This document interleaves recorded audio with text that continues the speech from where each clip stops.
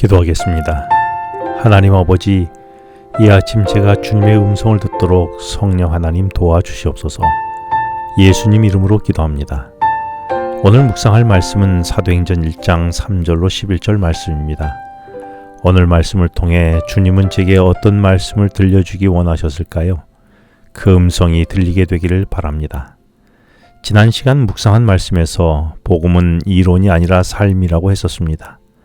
그래서 예수님은 내가 구원받았으면 좋겠다고 말씀만 하신 것이 아니라 그 구원을 이루기 위하여 하나님이신 분이 몸소 이 땅에 내려오셨고 인간의 구원을 위해 사셨으며 친히 십자가에 달려 죽으심으로 복음대로 사셨던 것이지요.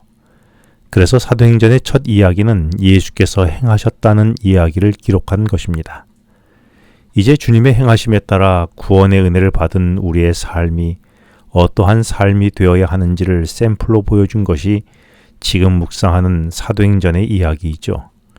사도행전도 말이 아니라 복음을 받아들인 사도들이 행한 이야기가 사도행전입니다. 그러므로 복음은 말이 아니라 행함인 것입니다. 그런데 많은 경우 복음을 말로만 이야기하는 경우가 참 많은 것 같습니다. 복음대로 살고 복음대로 살아가는 우리네 이야기가 사도행전 이후에 이어지기를 소망해 봅니다. 이제 예수님은 부활하신 후에 사도들에게 하나님 나라의 복음을 전하며 살아가는 삶의 사명을 맡기도록 2절에서 택하셨다라고 기록합니다. 그리고 이어서 택하신 사도들에게 성령으로 명하시고 라고 기록하죠. 이는 지난 시간에 말씀드린 대로 사도행전을 성령 행전이라고 말씀드린 근거가 여기에 있습니다. 주님은 일찍이 복음 전도자로 사도들을 택하셨지요. 그런데 그 주님은 하늘로 승천하신 후에도 멀리 하늘에서 관망하지 아니하시고 성령을 통해서 사도들에게 무엇을 어떻게 해야 할지를 명령하셨던 것입니다. 사도들은 그 명령을 따라 살아간 것이고요. 택함을 입은 사도들과 동일하게 하나님은 일찍이 나를 하나님 백성으로 택하셨음을 알고 있습니까? 뿐만 아니라 내가 무엇을 어떻게 살아야 할지를 말씀하고 계심을 나는 인지하고 있습니까? 그렇다면 성령은 오늘 내게 뭐라고 말씀하십니까? 그 음성이 들리게 되기를 바랍니다. 예수님은 부활하고 40일 후에 하늘로 승천하셨습니다. 예수님은 인류 구원을 위한 지상 사역을 마치시고 40일간 어떤 일로 시간을 보내셨을까요?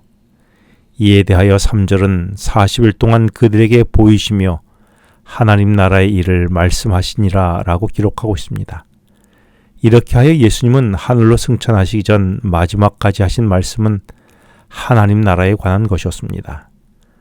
그런데 예수님이 이 땅에 사역을 시작하시면서 처음 하셨던 말씀을 마가복음 1장 15절에서 말씀하시기를 하나님 나라가 가까웠으니 회개하고 복음을 믿으라고 하셨지요.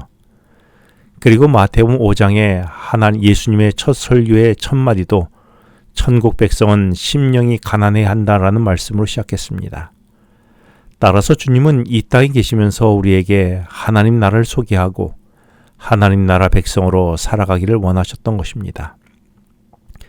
나는 이토록 예수님께서 그분의 모든 삶을 바쳐 말씀하려고 했던 하나님 나라가 무엇인지에 대하여 알고 있습니까? 그래서 나는 하나님 나라 백성으로 살아간다는 것이 무엇을 의미하고 있는지 알고 하나님 나라 백성으로 살아가고 있습니까? 그러나 여전히 나는 세상 나라의 사람으로 살아가고자 오늘 하루도 분주히 애쓰며 살고 있지는 않습니까? 예수님은 하늘로 승천하시면서 그분이 택한 사도들에게도 여전히 하나님 나라의 복음을 전하기 원하셨습니다. 일찍이 하나님의 부르심을 입은 자들은 모두 한 목소리로 하나님 나라의 복음을 전했습니다. 예수님의 길을 준비했던 침례 요한도 하나님 나라가 가까웠다며 회개하라고 했지요. 제자들도 그들에게 맡겨진 일은 하나님 나라의 복음을 전하는 것이었습니다. 그런데 하나님 나라의 복음을 전하는 사명보다 더 중요한 것이 있습니다. 그것은 우리가 성령을 통해 하나님의 통제를 받는 것입니다. 그래서 하나님의 일이라도 일을 하기 전에 무슨 일을 어떻게 해야 할지 지도를 받는 것이 중요했습니다. 그래서 오늘 본문 4절은 예루살렘을 떠나지 말고 내게서 들은 바 아버지께서 약속하신 성령을 기다리라고 말씀하셨던 것이지요. 그리고 5절에서 먼저 성령의 침례를 받으라고 말씀하셨습니다. 종종 하나님의 일을 하며 성급히 먼저 사역을 시작하는 경우가 있습니다. 그래서 일어나는 일이 하나님의 일을 하면서도 불협화음이 나고 불편해지는 경우가 많은 것이지요.